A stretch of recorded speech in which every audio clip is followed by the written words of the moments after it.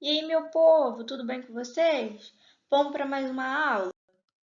Hoje nós vamos falar sobre o capítulo 11, América, Aspectos Naturais. As principais formas de relevo. Os agentes internos e externos contribuem para a estruturação das principais formas de relevo da Terra. Na América, graças à sua extensão territorial, há áreas próximas e áreas distintas dos limites das placas tectônicas, influenciando na ocorrência de vulcões e abalos sísmicos.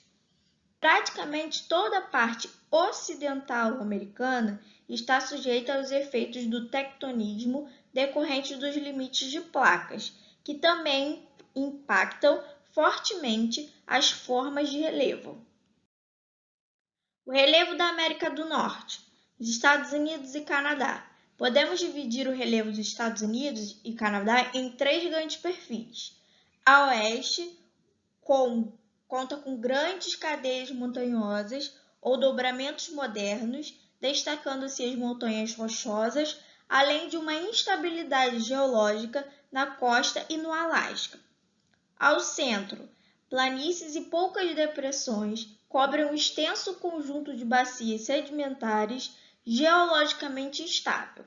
E a leste é marcado por dobramentos antigos e estruturas de escudos cristalinos e baixas altitudes. Nos Estados Unidos destacam-se Montes Appalaches e no Canadá o Planalto de Laurentiano. Entre ambos encontra-se o Vale do Rio São Lourenço, onde se concentra a maior parte da população e da economia canadense. Vale ressaltar que no Canadá possui várias penínsulas e ao norte arquipélagos que ligam o país à Groenlândia, o território dinamarquês. No México, a superfície do território é tomada em grande parte pelo Planalto Mexicano, o qual está rodeado de duas montanhas, a Sierra Madre Ocidental e a Sierra Madre Oriental. Mais ao centro encontra-se o Planalto Anahuac, a região com altitudes acima de 2.000 metros, onde se estabelece a capital do país. Já o relevo da América Central se divide em duas regiões, sendo a primeira a América Central continental, que corresponde a uma restrita faixa de terra, istmo, imersas que liga a América do Norte à América do Sul. No istmo localizam-se 7 países: Belize, Guatemala, Honduras, El Salvador, Nicarágua, Costa Rica e Panamá. A segunda região é a América Central, insular, que corresponde a um grupo de ilhas localizado no Mar das Antilhas ou no Mar do Caribe e é dividido em Grandes Antilhas, Pequenas Antilhas e Bahamas. Grande parcela do território da América Central é composta por montanhas originadas de processos tectônicos, havendo, portanto, muitos vulcões e atividades sísmicas. Nessa área concentra-se a maior parte dos vulcões ativos do mundo. As planícies restringem-se apenas em uma pequena porção da costa do Atlântico e do Pacífico. O relevo da América do Sul é determinado por três regiões elevadas, com altas cordilheiras montanhosas e planaltos: a Cordilheira dos Andes, os planaltos residuais norte-amazônicos, antigo Planalto de Guianas e Sistema Parima, os planaltos e serras de Atlântico Leste e Sudeste. Entre essas regiões existem áreas de planícies fluviais, formadas por três principais bacias hidrográficas do continente: a Bacia Amazônica, a Bacia Orinoco e a Bacia Rio da Prata.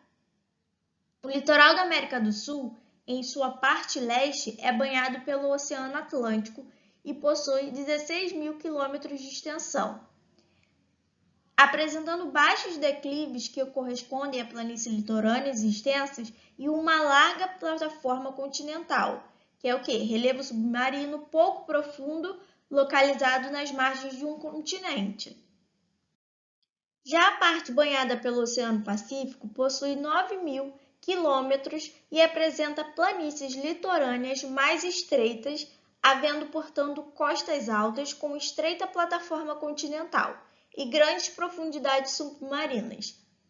Comparando-se a América do Norte com a América do Sul, é possível encontrar semelhanças, como a gente pode ver nessa figura aí acima. Na porção oeste estão presentes o quê? As cadeias montanhosas e no leste um relevo mais antigo e desgastado. Hidrografia. É um ramo da geografia que estuda as águas do planeta, abrangindo, portanto, rios, mares, oceanos, lagos, geleiras, águas do subsolo e da atmosfera. O que é a hidrosfera? É a camada líquida da Terra, sendo formada de 97% de água e concentrada principalmente em oceanos e mares. A América anglo-saxônica ela é influenciada por 3 correntes marítimas. A corrente de Labrador, fria, que atinge a costa leste canadense, faz o litoral do país, além da latitude ser muito frio. A corrente da Califórnia, que também é fria, que influencia a costa oeste dos Estados Unidos e é responsável por provocar chuvas litorâneas, não tendo força suficiente para atravessar as montanhas rochosas, favorecendo paisagens desérticas.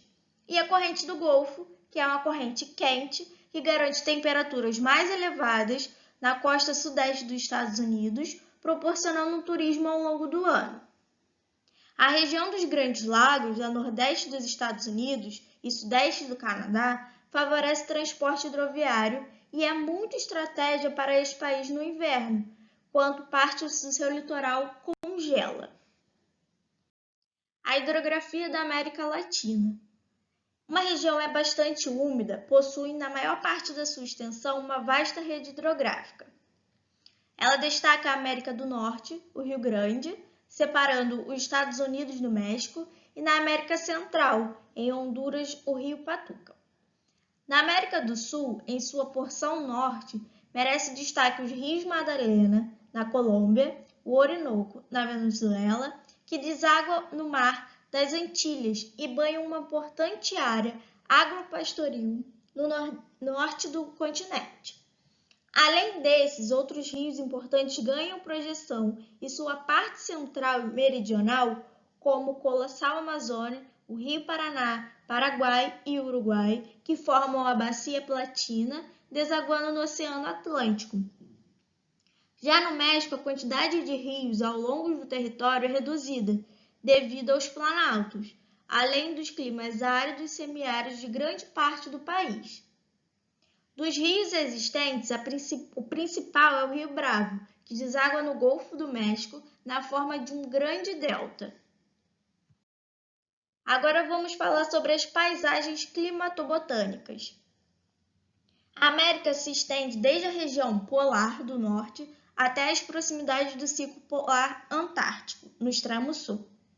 Essa localização geográfica, junto com as forças do relevo e as correntes marítimas, possibilita a existência de uma grande variedade de climas e que, consequentemente, isso se reflete na formação de diferentes tipos de vegetação. Há desde climas frios e temperados até climas mais quentes e extremamente úmidos, gerando regiões com mais densas florestas ou climas quentes e secos, ocasionando regiões desérticas e semiáridas. Paisagens da América anglo-saxônica. Estados Unidos e Canadá diferem quanto aos aspectos climatobotânicos. Os Estados Unidos eles se localizam na porção sul da zona temperada, apresentando maior diversidade climática e vegetativa.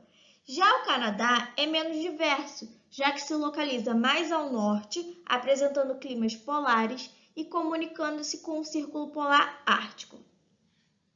O clima da costa oeste dos Estados Unidos é muito influenciado pela corrente marítima fria da Califórnia e pela presença das montanhas rochosas, que dificultam o avanço das poucas massas úmidas para o interior, formando desertos, como o da Califórnia e o da Nevada.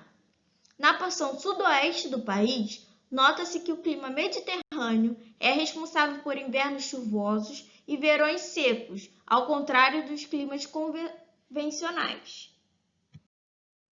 Nos ecossistemas estadunidenses, que apresentam certa biodiversidade, predomina a vegetação temperada, mas devido ao extenso domínio econômico do país, principalmente agrícola. Boa parte da vegetação é limitada a parques e reservas ambientais. Os climas temperados e as florestas temperadas e boreal influenciam a economia canadense, já que o país é o maior produtor de celulose do mundo e a prática silvicultura. Atualmente, a vegetação predominante no território é a floresta boreal ou taiga. No norte é muito presente a tundra, vegetação típica das zonas subpolares. As paisagens da América Latina. O domínio climático equatorial estende-se na porção norte da América do Sul, com temperaturas elevadas e altos índices de pluviosidade durante o ano todo, possibilitando que a floresta amazônica seja a formação vegetal com maior biodiversidade do mundo. A vegetação ela espalha-se por territórios do Brasil, Venezuela, Colômbia, Peru, Bolívia, Equador, Suriname, Guiana e Guiana Francesa. O domínio climático tropical, ele caracteriza-se por estações secas e úmidas, com temperaturas médias anuais elevadas. Pode ser classificado como tropical típico, com duas estações bem definidas, uma seca e outra chuvosa, tropical litorâneo, com maior índice de precipitações, e também como tropical de altitude, nas áreas serranas da América Central e do Sul, onde geralmente, devido à altitude, apresenta menores temperaturas que o tropical típico. Possui vegetações que vão desde savanas e cerrados, que são gramíneas e arbustos de pequenos portes, até florestas tropicais, como a Mata Atlântica. O domínio climático de altas montanhas ocorre nas regiões mais elevadas da Cordilheira dos Andes, geralmente apresentando temperaturas médias muito baixas, e neves. Pode haver vegetação tipo coníferas em áreas frias e úmidas e estepes, que é uma vegetação rasteira nas áreas de altitudes devido às baixas umidades e temperatura. Os domínios climáticos desérticos e semiáridos ocorrem em 4 áreas principais da América Latina: no nordeste do Brasil, no norte do México, no norte do Chile e no centro-sul da Argentina. Com exceção do Brasil, esse clima acontece principalmente em razão das correntes marítimas frias, que ao esfriarem a superfície dos oceanos, reduzem a evaporação e assim a umidade seria levada para o continente. Os baixos índices de umidade nessas regiões ocasionam reduzidos índices de pluviosidade e grandes amplitudes térmicas diárias. São temperaturas elevadas durante o dia e extremamente baixas durante a noite. Entre as formações vegetais típicas dessa região estão a caatinga e as estepes, com a presença da fauna e flora que se adaptaram a condições extremas de temperatura e umidade. E os domínios climáticos subtropical e temperado, eles apresentam temperaturas médias, geralmente abaixo de 20 graus Celsius, portanto um clima ameno, não raro com presença de vegetação conífera, que são os pinheiros e as araucárias. Ocorrem desde o sul do Brasil até a porção central do Chile, ou ainda nos Pampas, localizados em extensas planícies entre a Argentina e o Brasil. E é isso, meu povo. Dúvidas, escrevam nos comentários e façam os exercícios. E até a próxima!